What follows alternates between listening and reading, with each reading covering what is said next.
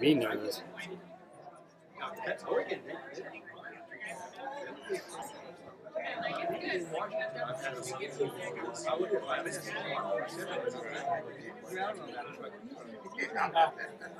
hate to be near one of those things. Well, as fast as everybody's driving now, he's up there thinking if anything happens, there's no survivors. No, there isn't. Just outside here. Outside Springfield. An RV ran into the back of the children. And it was on fire. I think it was on fire. Of course, the fire department got out because they were right. But the thing is, they were trying to find the two people and stop them, pull them out, and so they didn't hang around. They just got them out. They were all kids were all adult. You see this RV? The only part of the RV is probably the last 2 or 4 feet of it. Like an RV. Just, it's like a sandwich bag. Oh, they really, yeah, he was slowing down. I don't think they caught it. They just rammed right into that.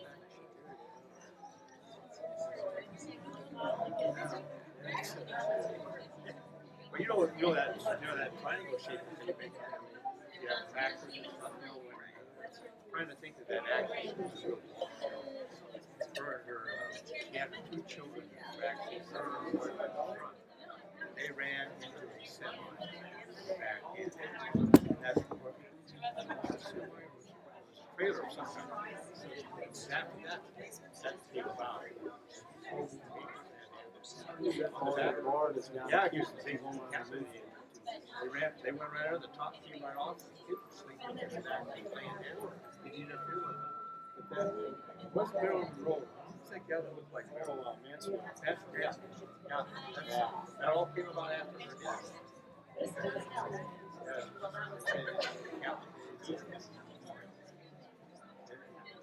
You know, you corner something, you come up on the slope.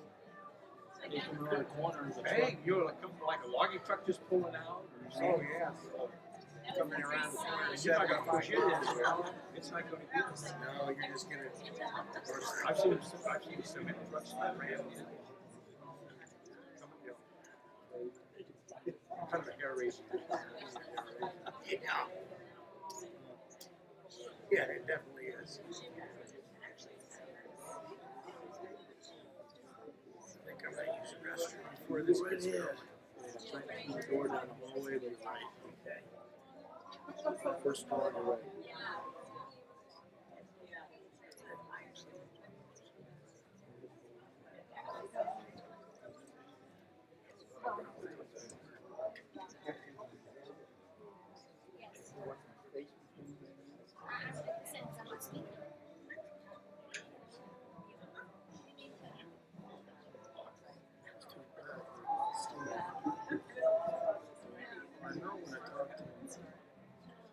Outside before Christmas. I have to talk to some players.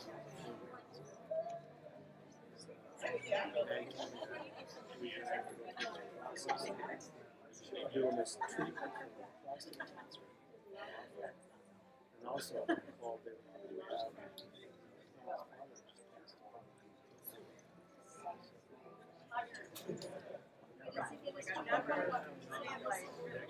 yeah, I guess you check it out. You're in the view now too. Everything's so good in terms of Yeah. Yeah, you're in this shot right now. Oh, I am. Mm-hmm.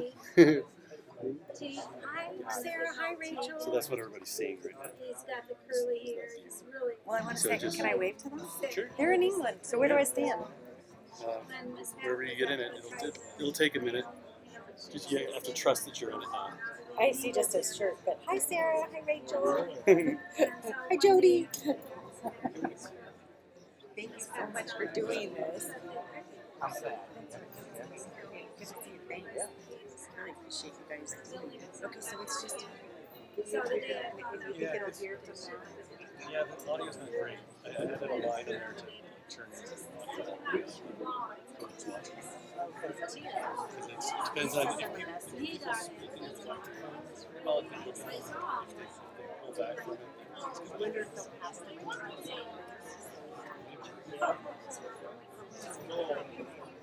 I doubt it because it's short cable.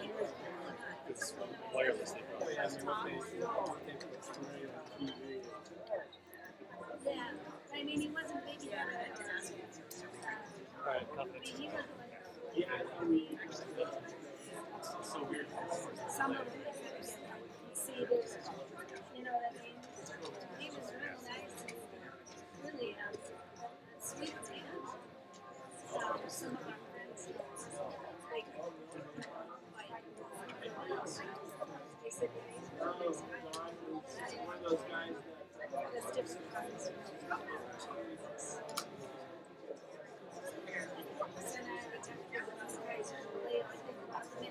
Elevator rides we took together. Hey, it's like, yeah, my friends here go like that there. Tony, just exactly.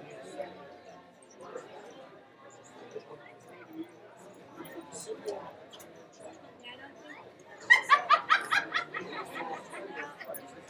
Well, I had told you that you got this one.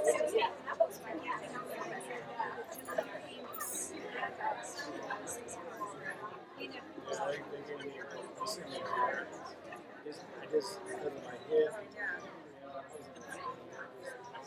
I couldn't get around again. Christmas normally do though.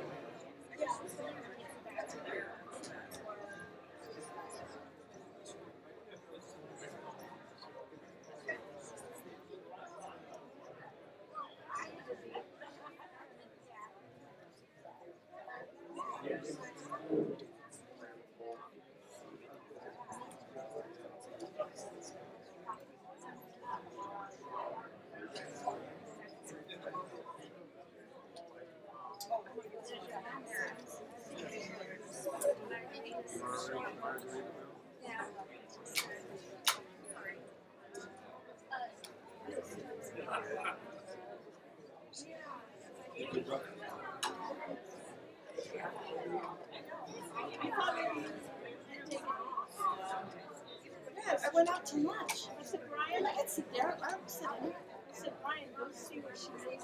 I could just sit there. Well, you know what I did? Speaking of politicians, I ended up eating 5 times. And then there's no ticket on those in the online. I put 5 at one time. Plus a ticket. Yes, it is. No, it's not. No, it's my neighbor. Next to my neighbor. Please. Hi.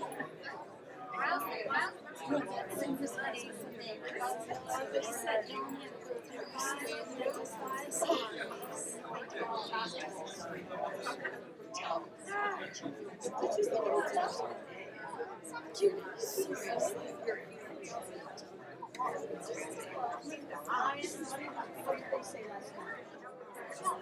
It's all set. They came up here one time with something. We took I heard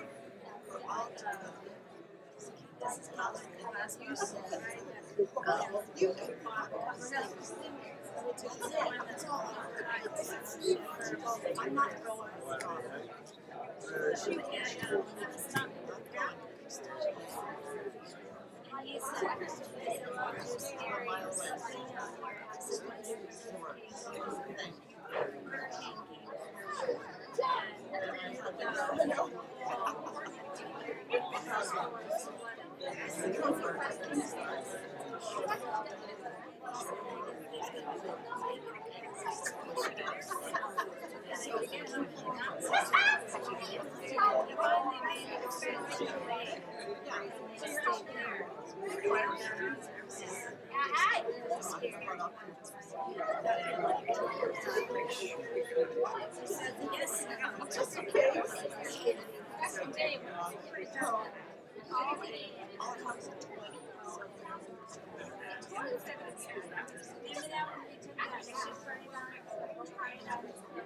Oh yeah. Remember the captain telling us about that bird? About the what?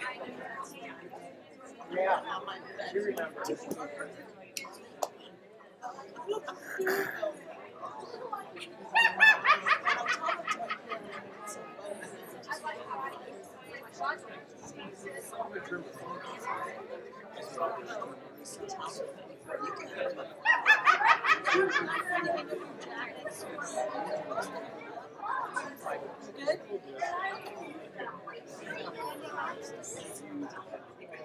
Huh? Okay, let me turn my phone off.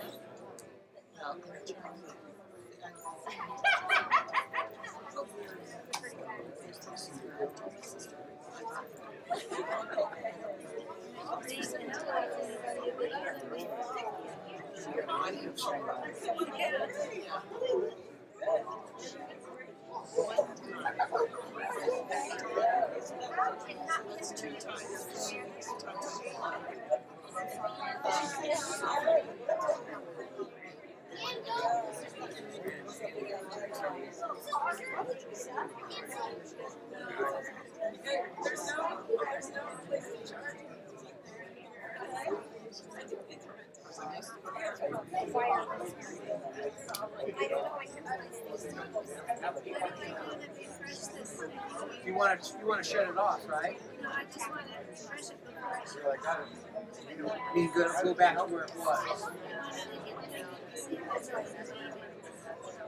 Go back to Ball Mill. I don't think you can refresh your phone. I've never been able to do it to mine. Except for you hit that little arrow, it goes back, go back to All Mill.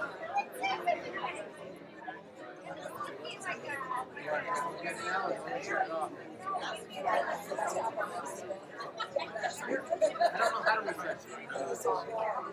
I'm telling you right now.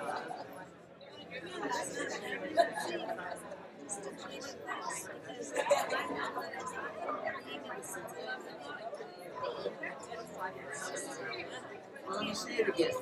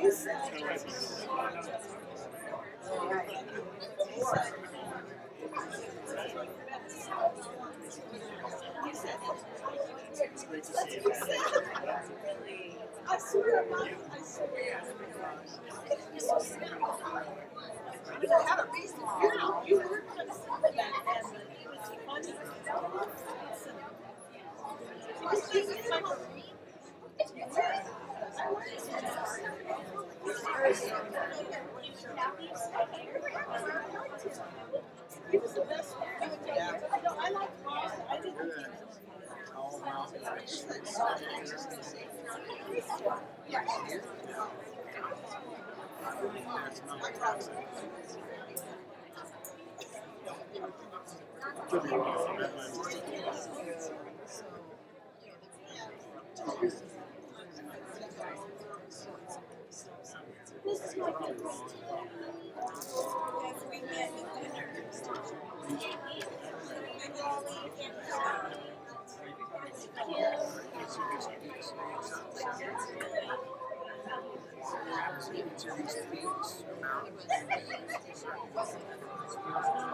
That might be. This is my favorite. That's what it looks like. It's smaller.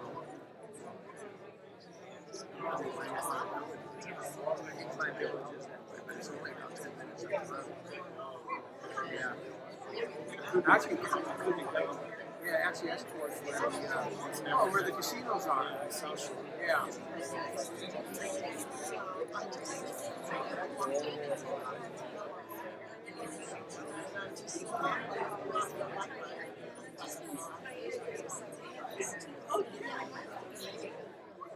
And on Thursday, you gotta get it done.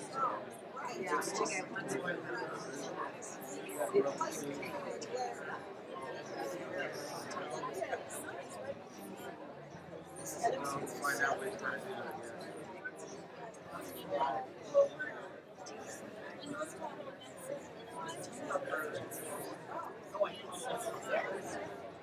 Yeah, that's where the casinos are over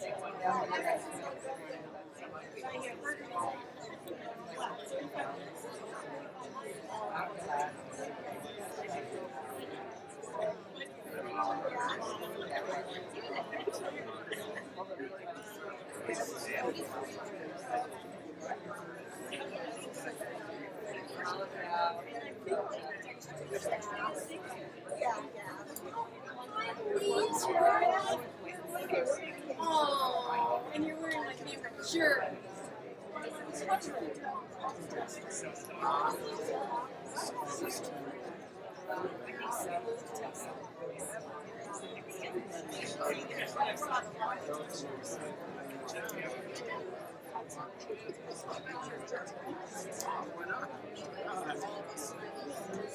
Oh my God. Well, I'm shocked.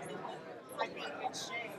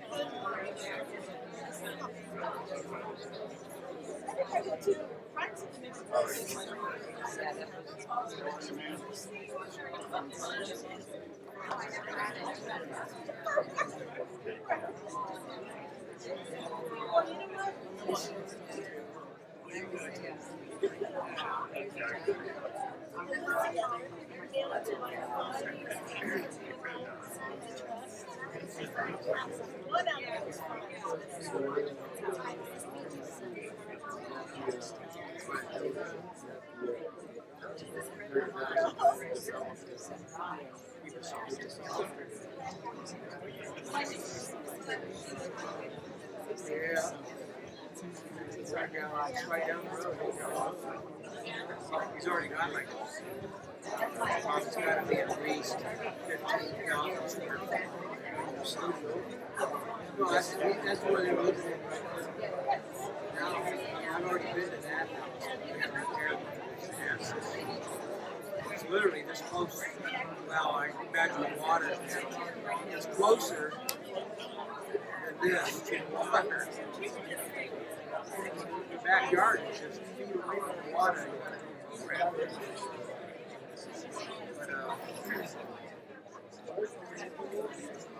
But they're built down here in Arizona. They're built at 30,000 square feet. There's several. Just at this one here, he's living in a 15,000 square foot home. Over here, he owns the other home. Unoccupied. Over here, he owns this one. On the opposite side of the street, he owns a home on the left side of the street. That's their security. Security company. And on the opposite side If you of could that street, have a seat, please, we'd like to get started. Thank you. My name is Jim Sonic. I'm Andy's brother-in-law, married to his sister Eileen. And I'd like to welcome you all to our Go to the Heaven party for Joan's life here. And what a beautiful day we have. It's glad to see all you people. I know she would be very happy. I'd like to say a little prayer here. Lord Jesus, you brought life, joy, and happiness into Joan's life. When she suffered pain and struggles, you blessed her with loving family and friends. You brought her peace and comfort in her final days. Thank you for blessing all who you have shared in Joan's life. And I want to thank you. Yeah, and Andy would like to, her partner would like to come on up and say something.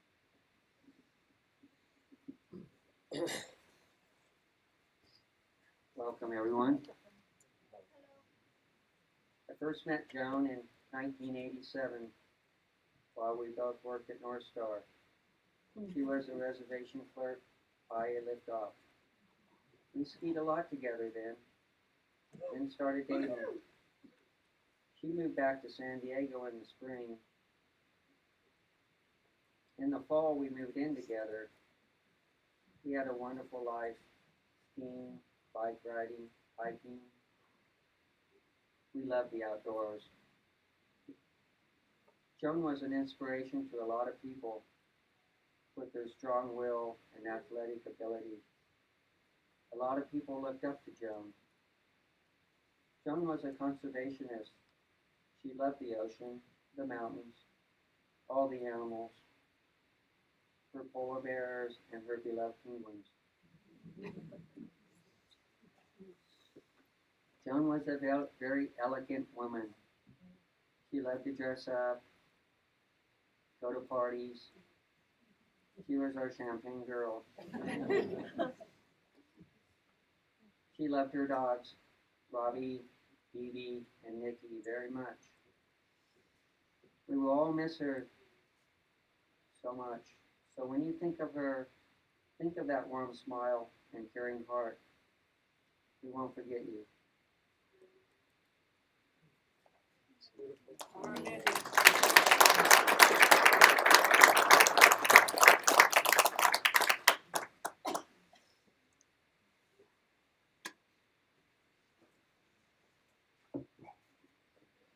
Everybody.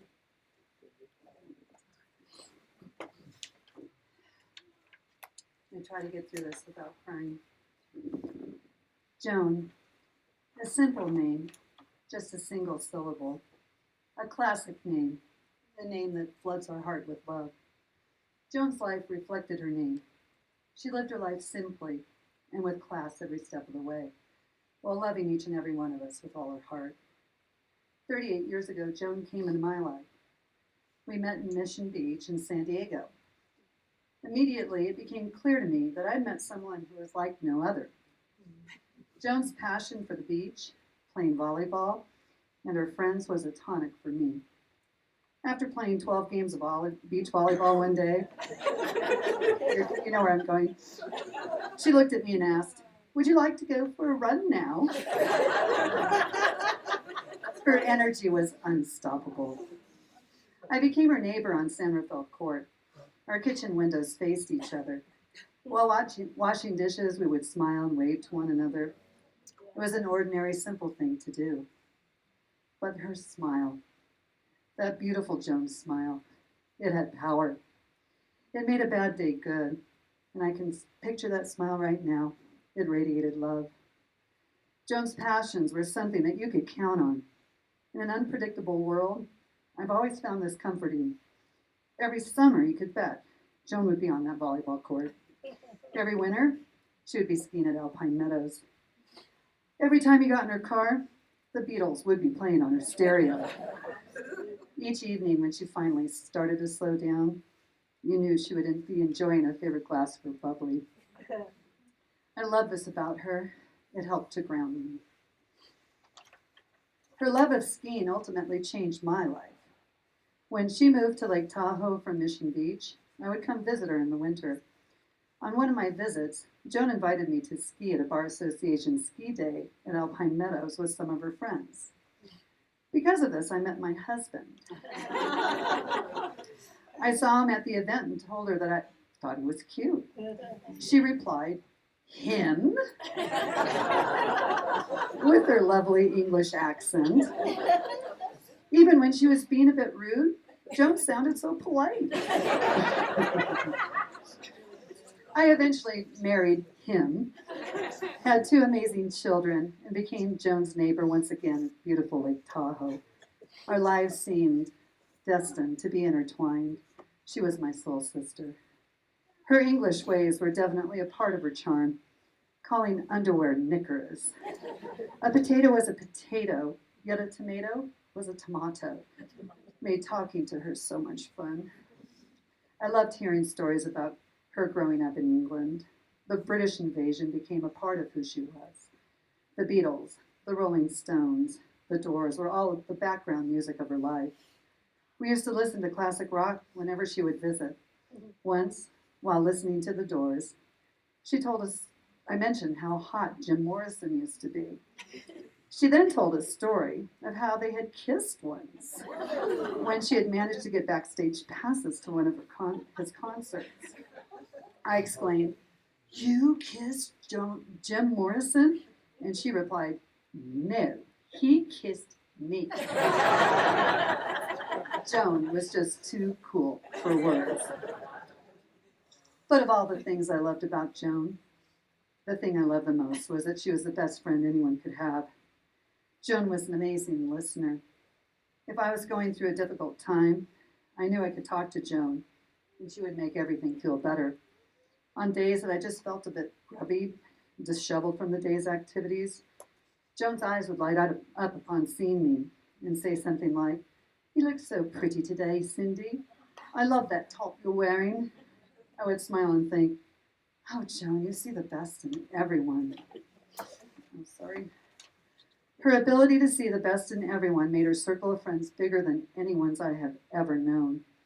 During her last days in the hospital, while dying of cancer, I watched her receive countless friends. She had a way of making everyone feel as though they were the most special person in the world to her. And I believe that somehow every one of us here today truly was the most special person in the world to her. Her heart had an amazing capacity for love. Her love brought people together.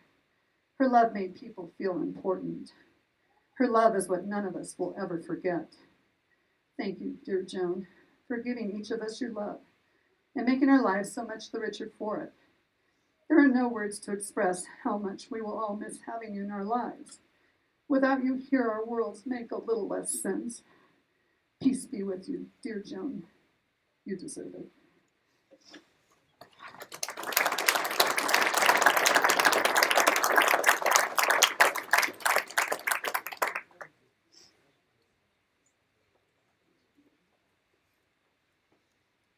I'm Eileen, Andy's brother. No, he's my brother, really. I'm the sister and quite nervous, of course. Well, I've known Joni, oh gosh, all these years. And a lot of times when Andy would come up to Sandy, Oregon, he would be fishing and Joan would be playing volleyball in San Diego or here at the beach. And it wasn't until quite a bit later in the years that we got more acquainted with her. Although I know my mother adored her. When she'd come to visit, she loved everything about Joni, and Joni loved Mama. And it was the teacups, and it was the royalty of the British, all of those things that she loved. Joni was an amazingly strong, feminine, athletic, and yet fun-loving lady. I never tired of her English accent or watching her play volleyball on the beach, even in those last years. It was incredible to me. And when I told people just a few days before she passed, she walked down to the gift shop in the hospital to personally pick out a birthday card for my brother Andy. And she sent dear Rosie, her dear friend, to pick up a birthday gift for him with her specifications and a piece of German chocolate cake, which is his favorite, so that his birthday wouldn't be lost in all the sorrow. I am so very thankful for the many, many wonderful memories she and Andy shared. It's been really hard this last year as he watched what cancer did to her. Joan was such a gift to all of our family. I will see you in the glistening sand and the sparkling snow. The flowers in the meadow, you were loved.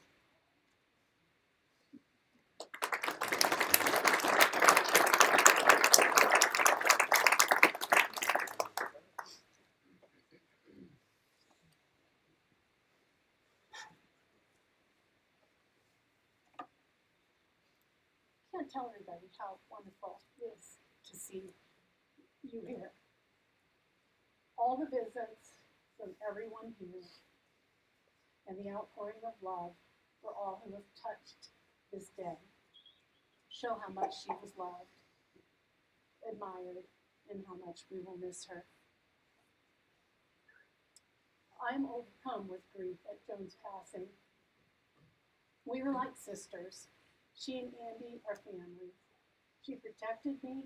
She invited me to tag along.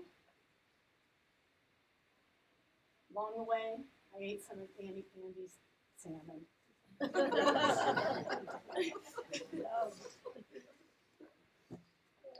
She led a charmed life of her own beautiful creation. She made her special life happen. Her life did not require a lot of money or perfection. Once she was sick, I asked Joan if she thought her life had been charmed. By then, I had known her 15 years. I wanted to know if my perception of my dearest friend was true. Not to my surprise, she agreed. It really depends on how you describe charmed.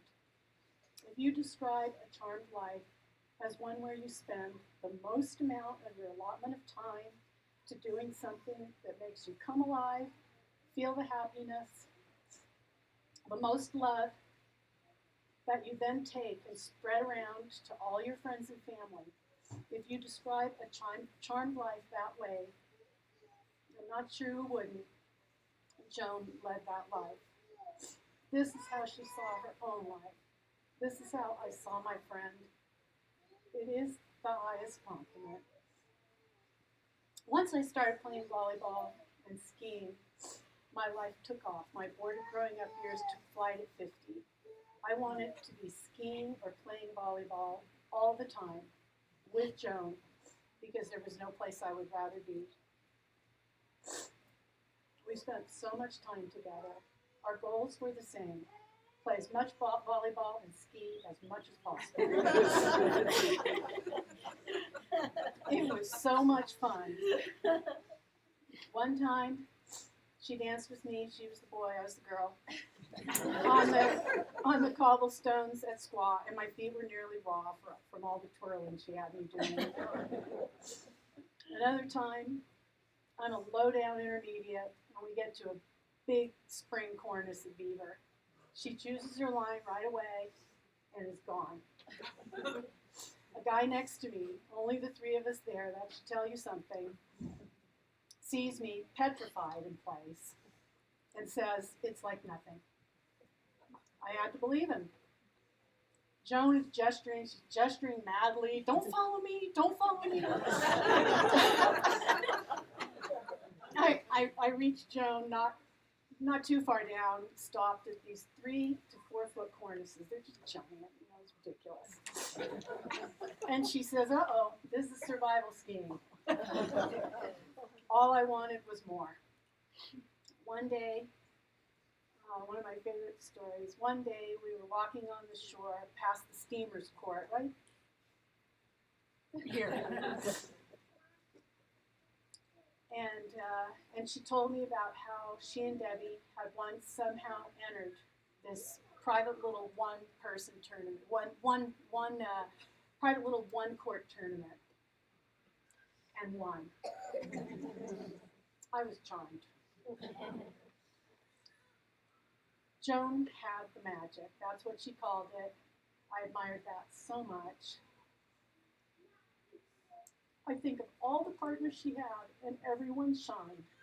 Whether her summer boyfriend Joe, or Tom, or Tom Bird, or Brandon, or Cindy, or Debbie, or Ronnie, or Alejandro, or Will, or Jack, or Scoey, or Trent, who he would run all the way around the back of the, she had a quarter of the court and he had the whole thing. And they won too. At one point, I said to Joan, I don't know what else to do for you, Joan. She said, keep the love coming. She gave me something to do, always thinking of others. And look what everybody did and are doing. You guys kept the love coming.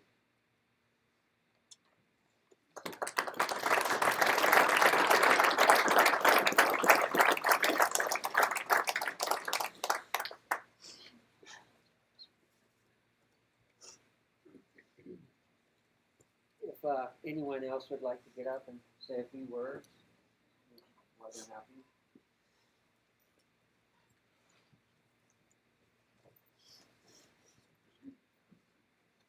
Hi, my name's Debbie, and I had the privilege of knowing Joan for a long time, living in a lot of her different worlds of dance, skiing, and volleyball. As well, because of my role as a nurse, I had quite the privilege of following Joan in this last part of her journey quite intimately.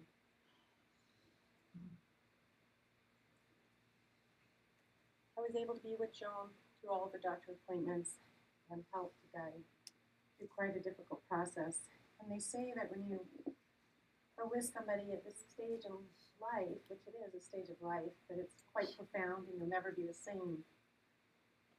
And I know I never will be. Joan touched my life before that, and even more in the last year and a half where we spent so much time with the illness. And I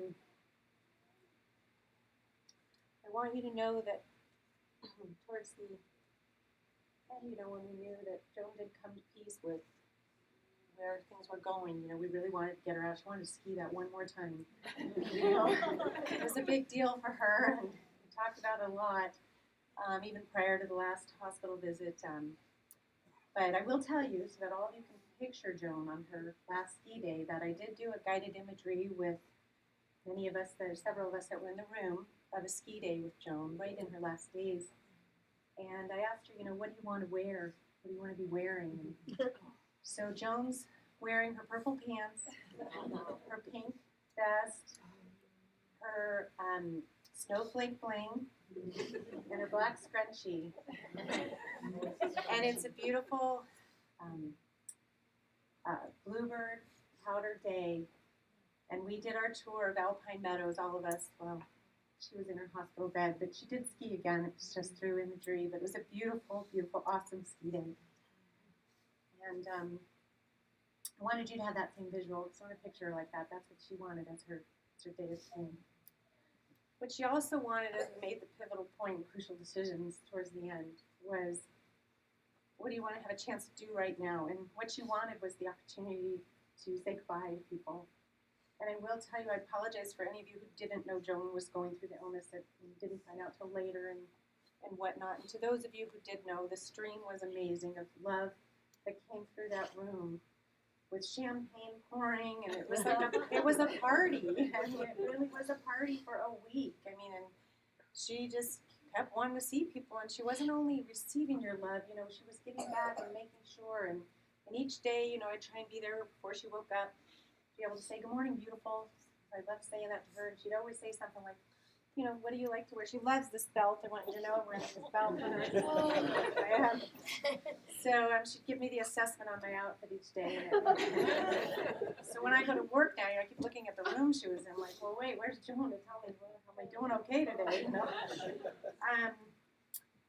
But she really wanted to be able to be with people that loved her and be able to give her love back, and she was able to do that, you know, in those days. So thank you to all of you. Whether you reached out by text, we tried to read her everything. Everybody was sending the cards, the texts, the phone calls. I think it was a few days before she passed that I said, do you want anything else you want to do? And I don't know, are any of the snowflakes here? She's got the Bettys, the snowflakes. There's so many circles of friends that maybe they're on.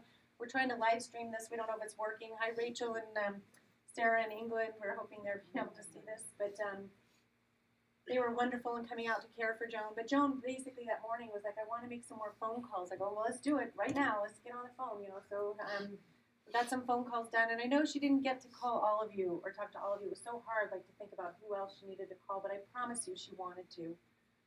It meant so much that she wanted to be sure to be able to touch back to everybody. And I just wanted to know that those were intimate conversations that I was being able to have with her, and I wanted you to be sure to know about them. The other thing that was really important to Joan was we got her like the biggest room in the house because I told the hospital she's going to have a lot of company this week, you know. So we put her on the end. What I didn't think about that when we got her there was, dang, the door to get outside was way down the hall. But I will tell you that every day, right, Andy? I mean, her entourage would be walking down the hall. Now, mind you, Andy was awesome because he'd bring, you know, Robbie in every day, you know, sneak him in. Then we finally got some kind of permission, and I don't know, snuck him in again. But what was really important, and when you think about what life is all about, she wanted friends, love, feel all that, and she wanted fresh air.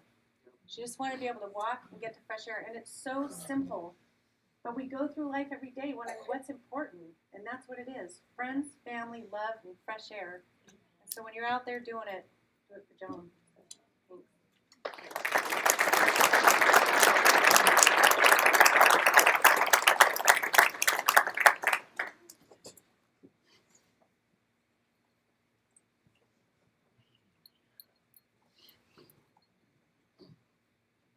Hello, my name is Lane. Let me control myself first. I've known Joan for 30 years. And when I first met her, when I moved here, we started playing volleyball down here in the bars. And Joan always played the co-ed doubles with Tom Bird.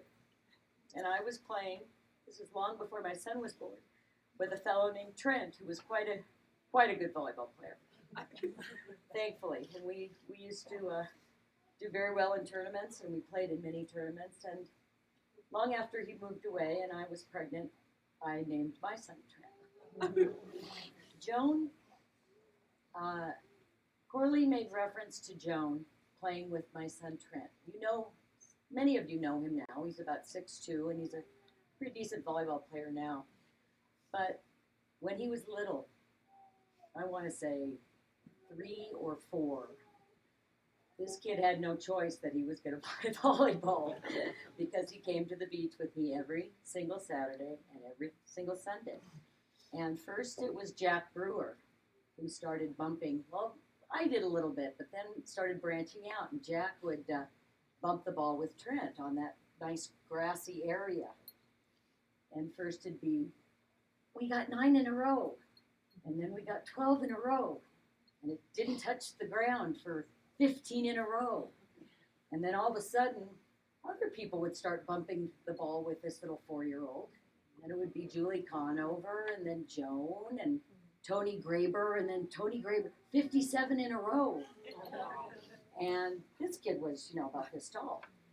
But the only ones who really played the game with Trent when he was that little was Joan and Coralie and me.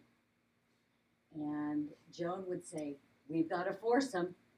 And it would be this little dingster and myself, and I'd played for 100 years, so I could cover my own court. But Joan would be covering for Trent. because she was the big one then.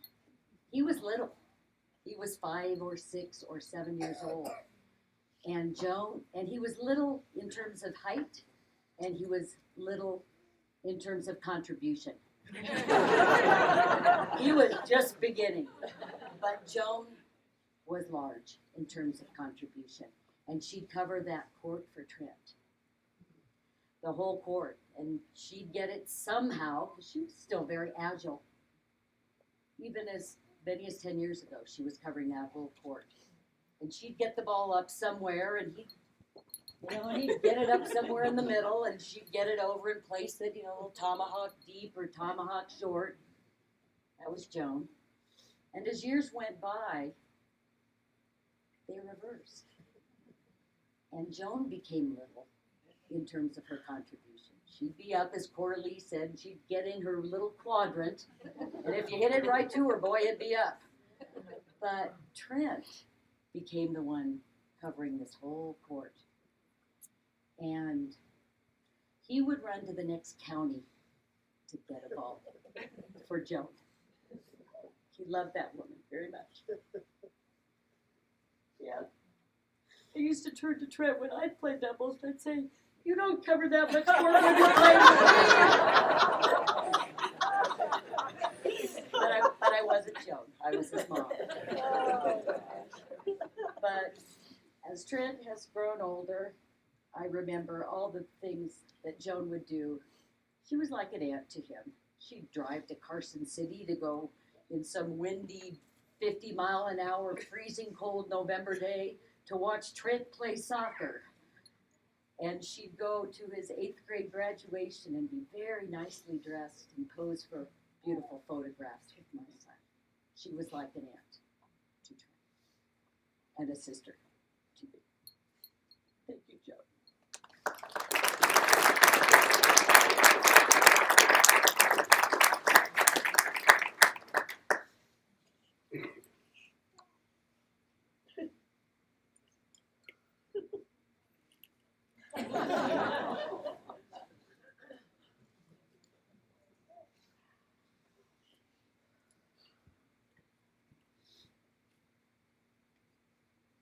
So I didn't have anything really planned. I just know that I needed to say something for Joan.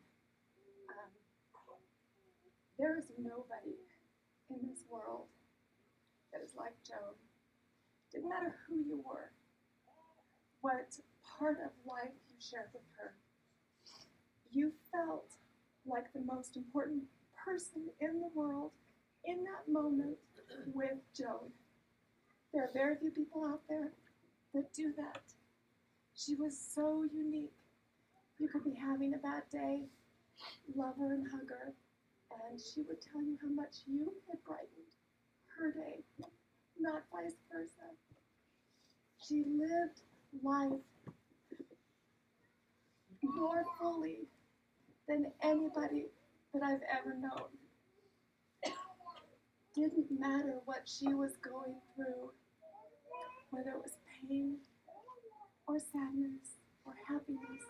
She lived every moment at 70 miles an hour.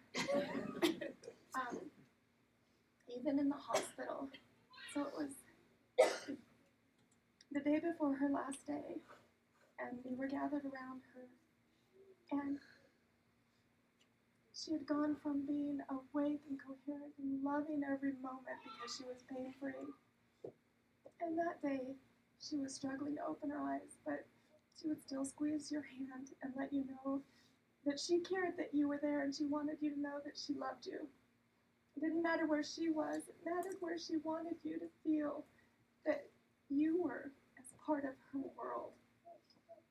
We were gathered around, and this beautiful young nurse came in and started talking, asking if Joan needed anything. And Joan opened her eyes. She could barely get them open. She opened them, and she focused on this adorable young nurse. And she whispered, "She's so beautiful." And the nurse was like, "What?" Thinking that Joan was asking for something.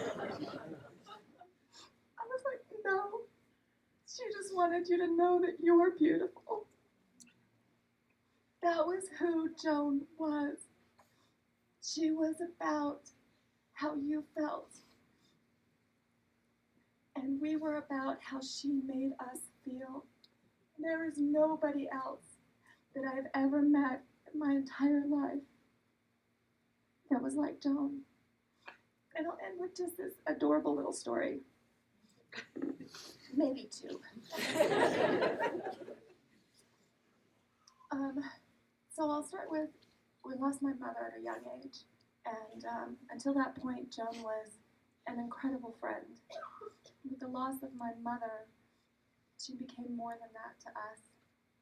She wasn't the mother, she was our Duchess. She was our Auntie Joan. And she played the Auntie Joan role well to almost everybody. But she became that for my son. And as with Trent, she was out there playing with him when he was young. And I think she was that for, I don't know how many people here she taught to play volleyball, but there were so many.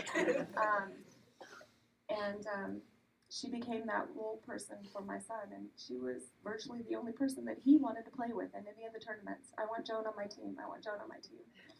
And he became that, or she became that to him. And then I will end on this. So Joan, 70-mile-an-hour Joan, I'm a rabbit on the ski hills, so I never skied with her. But I did play volleyball with her, and I considered her part of what I call my core. Those people that are part of your life that you can't imagine not having there. She was part of my core, because of course it's all about me. But we played indoor volleyball on Coralie and Joe's team, and she would meet us at our house because we were kind of partway to the courts in Truckee. And she got this adorable new car, her little BMW, which she loved to drive at 70 miles an hour. And if you guys know my husband, he doesn't give up the wheel to a car easily. I never drive, just to give you an idea. But Joan, every time she would come to our house and she'd ask, "Do you want me to drive tonight?" And Norm would be like, "Oh no." "Oh no." And then one day I'm like, "Norm, I think we should let Joan drive one day." And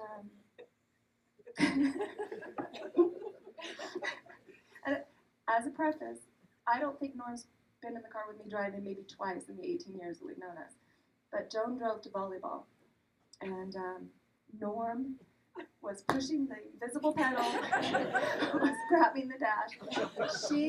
She went so darn fast, and she would come up on the traffic in front. She actually passed people on 267 with Norm in the passenger seat next to her. And I swore if I thought that my husband was ever going to have a heart attack, that was it. And she just zippy little Joan in her nice little BMW. But we got there, we survived, and I went over to see Norm grab his hand at the end, and he was as clammy as a boy. Hands sweating, clammy. And Joan never had a clue that her 70-mile-an-hour life could impact another person so deeply. Anyway, I just wanted to share, because I know we're all thinking it. Joan was that person to us. When we were in her presence, we knew that we were her whole world. And I know she's looking down on us. And I just want to say I love you, Joan. And thank you so much for being that to all of us. And that's it.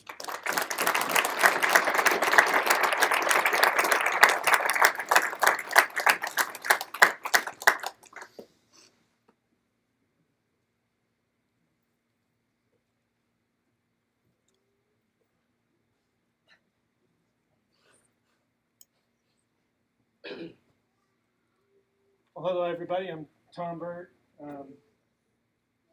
I don't know when I met Joan, actually. It's been a long time, but I know that for me, I got to play volleyball with Joan. I got to ski with Joan, but volleyball was our fun and special moments together, mostly because I'm the most untrained volleyball player in the court. And Joan somehow and I fit together, and she could set me, and somehow I could hit the ball when she set it. And we got to laugh because we beat so many people who were so much better than us all the time, and all we did was get to laugh. That's my best like moments ever with Joni was just all the laughter that and all the moments I got to have with her out there, just the two of us giggling that we were actually beating somebody else at a game that we just thought was so much fun. And the more serious people were with us trying to beat us, the more we seemed to beat them. And I think the people who actually relaxed and laughed at us, actually beat us. And that was, but I just want to say that it's the laughter that made it go around.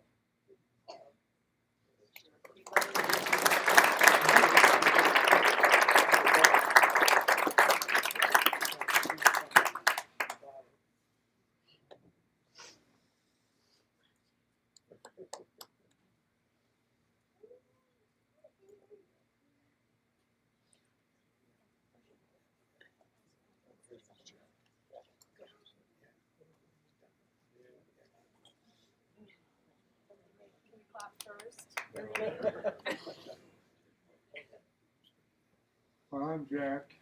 You thought you got rid of me. I came back for several reasons. One, so that Tom didn't have the last word.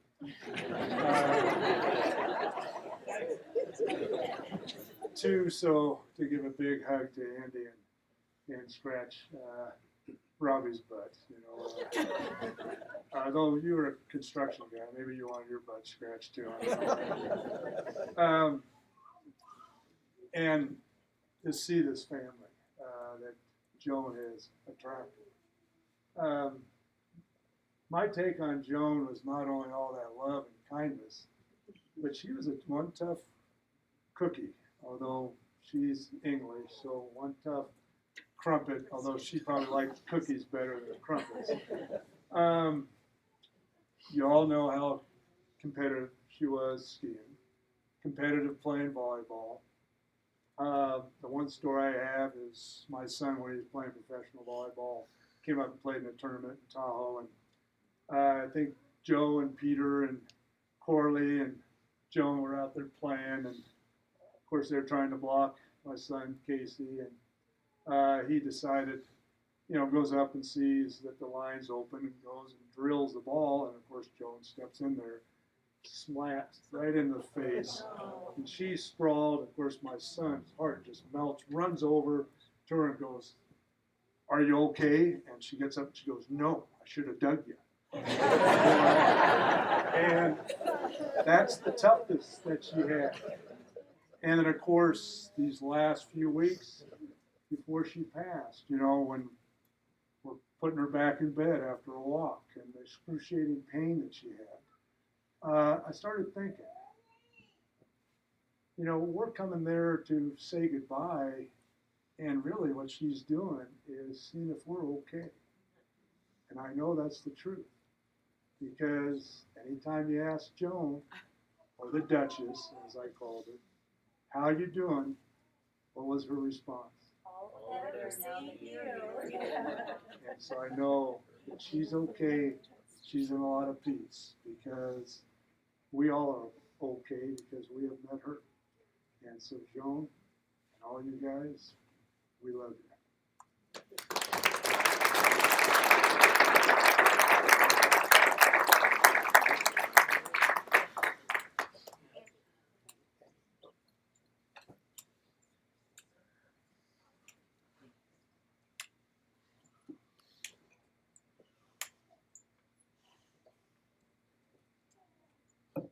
For those of you who know me, I'm Jim Nicholson. For those of you who don't know me, I'm Jim Nicholson. And for those of you who don't give a damn, I'm still Jim Nicholson. Having said that, I met Joan in 1968. She came to work for me as a temp for a couple of weeks while my secretary was out.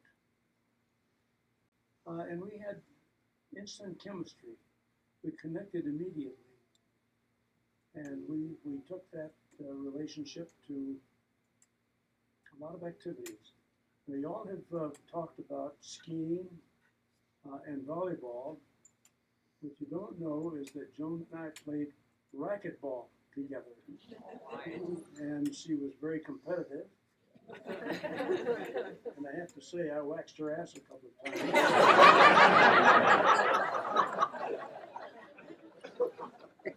But she got even. Joan and I started skiing together. We took dryland ski lessons in San Diego. And our first venture was Mammoth on the bunny slopes. And I got hooked, and so did she, and we continued skiing. And I mentioned this once before, she got good. Aggressive, outstanding, and left me stranded on moguls many times. She continued skiing, and eventually I had to give it up because my knees don't work the way they used to. I learned volleyball when I was in the Army. This was back in the 1940s. And I got to where I thought I was pretty good. But actually, I took mediocrity to a new level. I still had fun, but like so many of my athletic activities, at best they were kind of marginal. Joan really showed me the way to be a winner, because she was. She introduced me to music. Back in those days, I was still hanging in there with Glenn Miller music and some of the other outstanding musicians of the 40s and 50s. And she took me to the Beatles and to the Stones, expanded my appreciation for new music. I loved it. She opened new avenues for me, and I will be forever grateful to Joan. And Joan will always live in my heart. She's a very special person.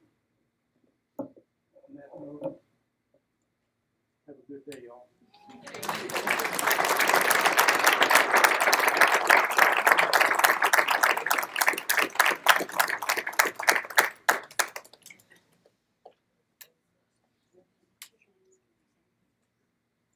Does anyone else would like to say anything? Well, I'd like to thank everyone for coming, and we're going to have some hors d'oeuvres and a little banquet in the back and some champagne toast later, and some music and dancing if everyone wants to dance. And just want to thank everyone and all of her friends. She loved you all. You're all very special. God bless her. Thank you.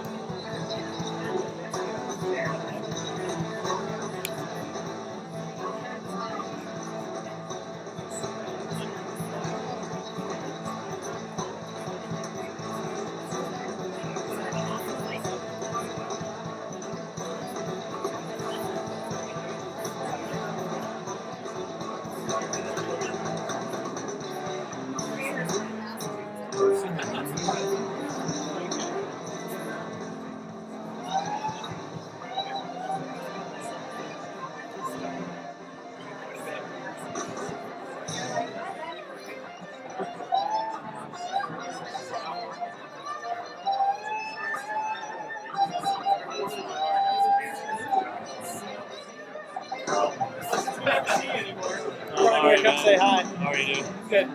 Got the live stream thing going here. I saw that. Hopefully.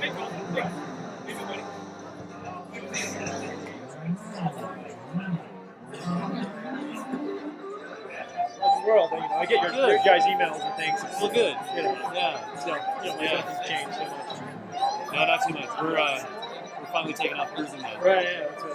So very excited about that. When's that? So it's starting quick. We're gonna shake out cruise June and July, Okay, and cool. then back to San Diego for a couple months. So we'll just do like Southern California, break some shit. Back to San Diego, fix some more work, and then head south in the end of September. Yeah. The 18-year plan is finally coming to fruition. Great. Yeah. That's awesome. Yeah. Thanks for saying what you said up there. Yeah. Outstanding. It's Joni, you know. Yeah. For me. I was thinking about getting, just going up and asking if everybody could remember all her sayings out on the scores. Yeah. Yeah. And I thought Jack was going to do it when he pulled out the all the better for seeing you. Yeah. Just classic. There you are. There you are. Put the steady cam on. Yeah. They might as well enjoy the Tat? Nice to meet you. Nice to meet you.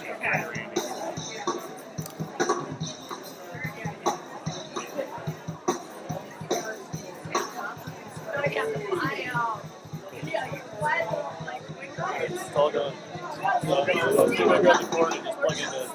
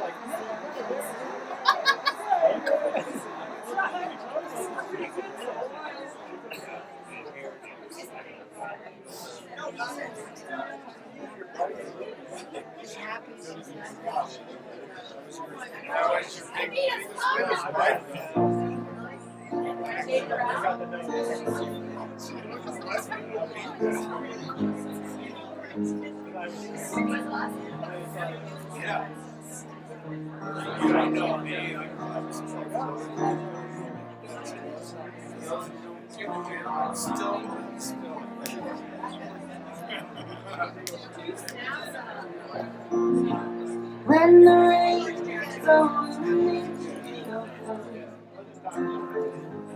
and the whole world is on I could offer you to make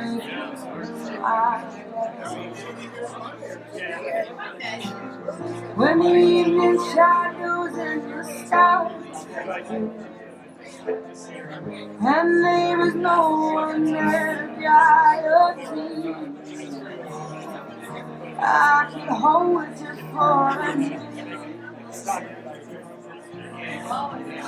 you my love. I know you haven't been your mind, but I would never do you wrong. I've known it from the moment that we met. No doubt in my mind where you belong. I go hungry, I go blind, I go cold. Oh,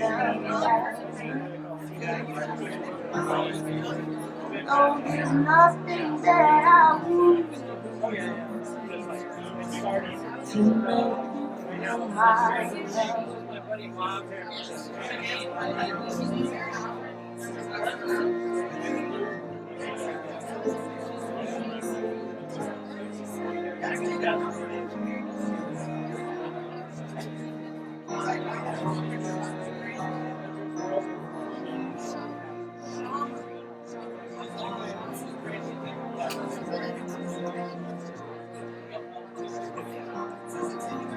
The storms are raging on the road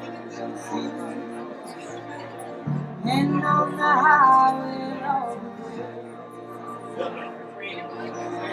the winds of change are blowing wild. You ain't seen nothing like me. I could make you happy with you. Nothing that I go to the end of the earth to make you right. To make you right. Hey, John.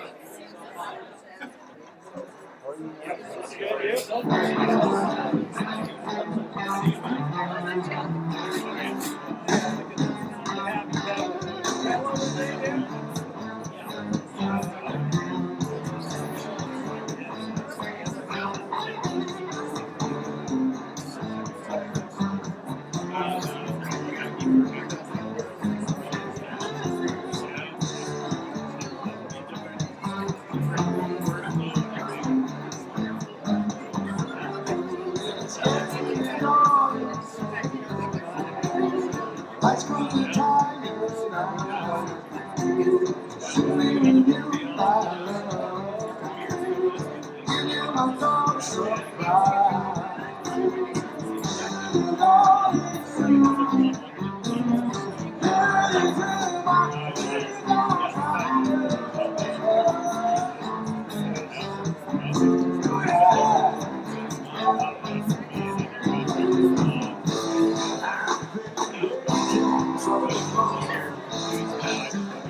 where I'm going.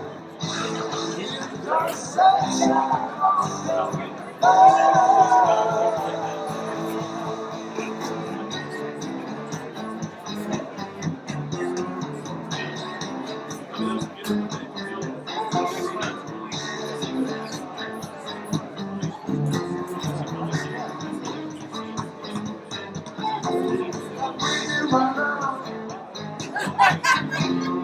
I try to do on you. Yes, I'm waiting for love. Some more I just need to. Feel you love it.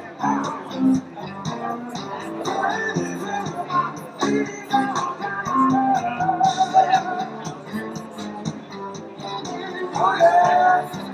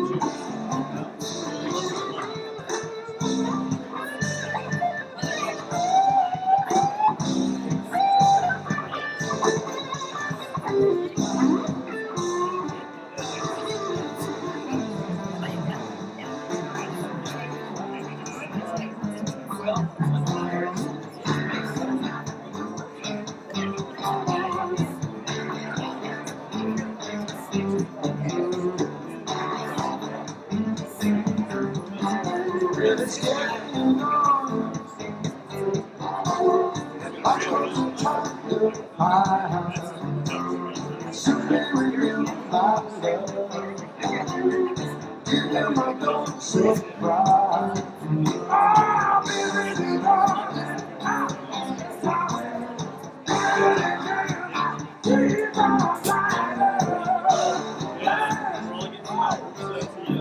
oh yeah.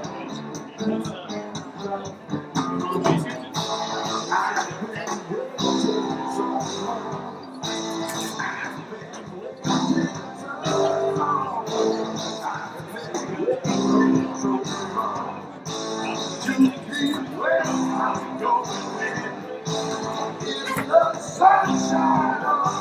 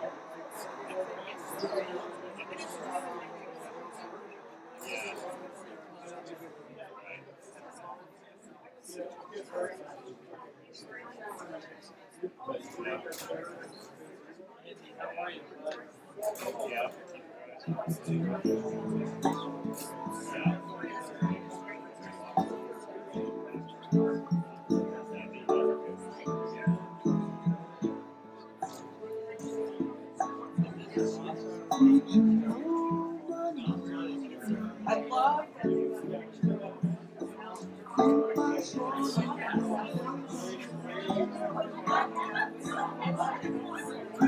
You see the picture? It was you and Julie on.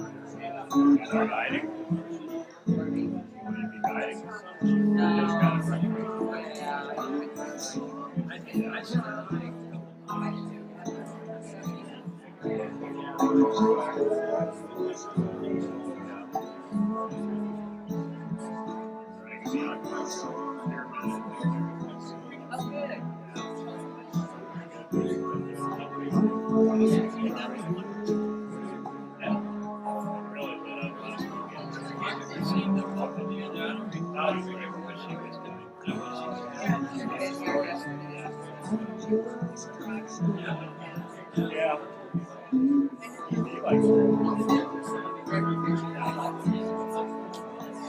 What's your go-to?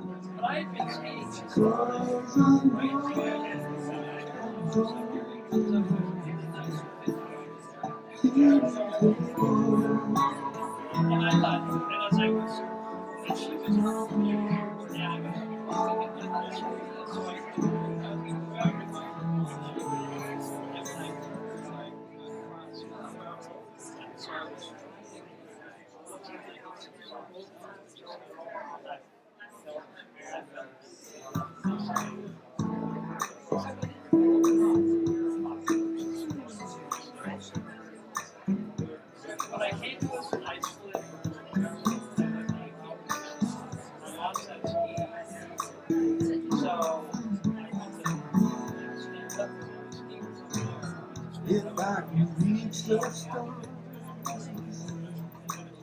pull one down for you, shining on my heart,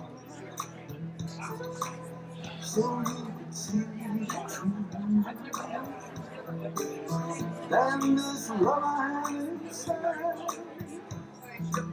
is everything it seems. But for now, it's only in my dreams. I can't change someone. I would be someone. You would think that love was really something. Baby, if I could change. No, I see you. When I was by myself. So I just, got my thing back. I didn't have to. If I could even for a day, I'd take them. I have no other way. And love,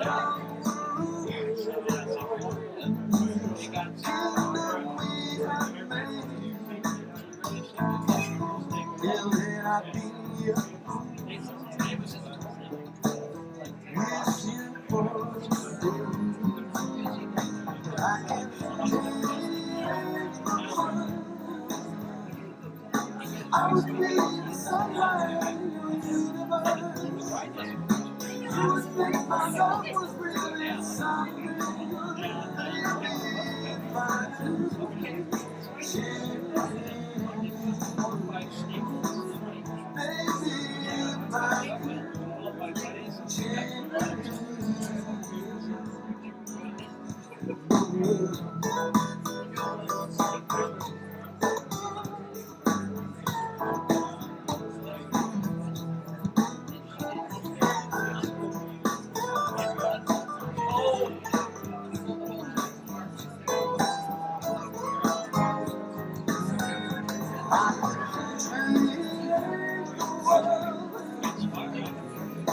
I would be the sunlight in the universe. You would think my love was really something good. Baby, if I could change the world. Baby, if I could change the world. Baby, if I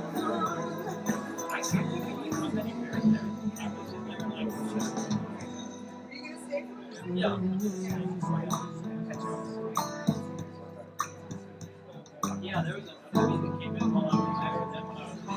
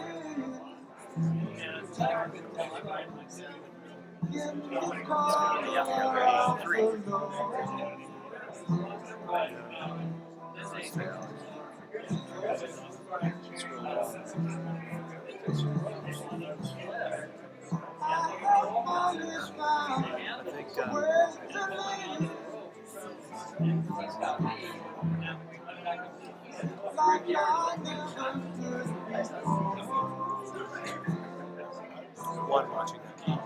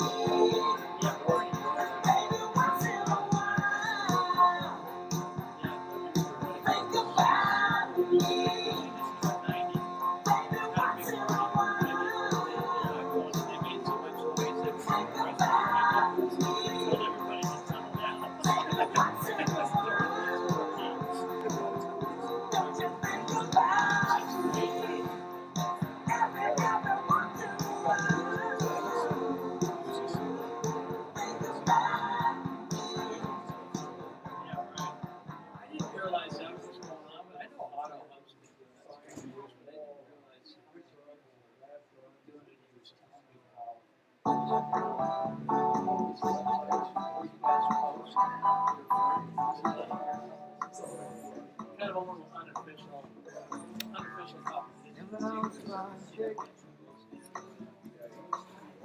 Sounds like we're going to do a toast in the other room momentarily. But he still has an office here. He still comes up. Years and years and years. I'm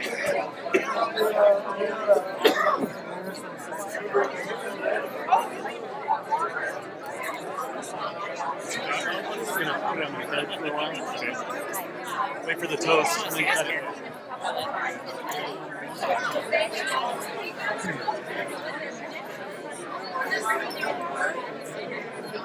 Yes, perfect. Get the live feed.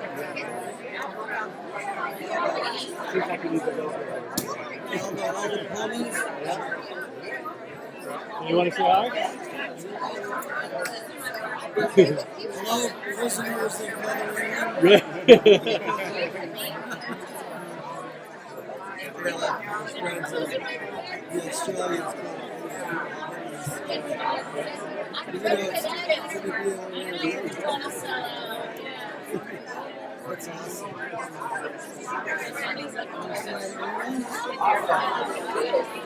Yeah, you're overseas.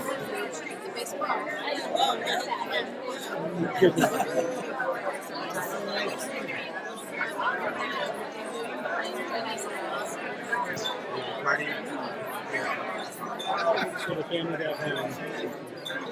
We're going to touch the toast.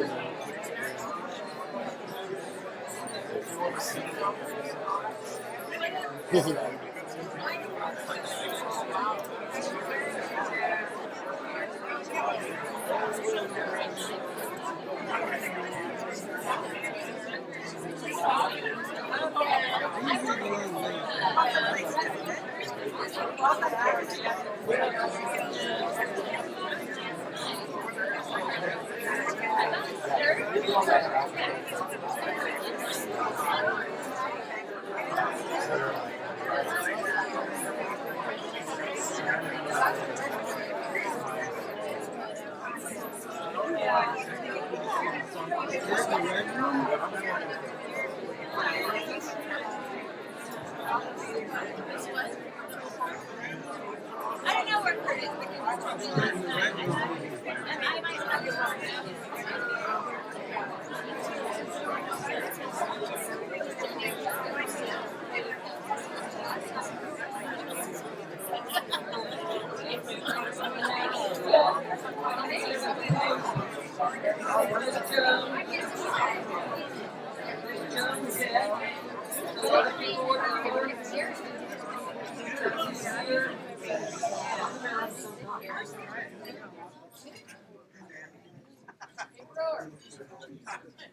Does everyone have a low glass? Or big glass.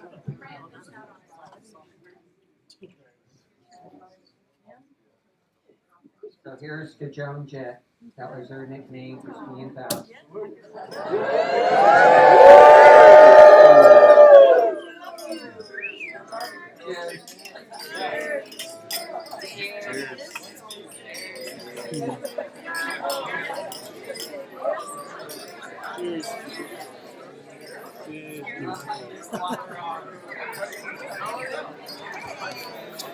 Oh, yeah.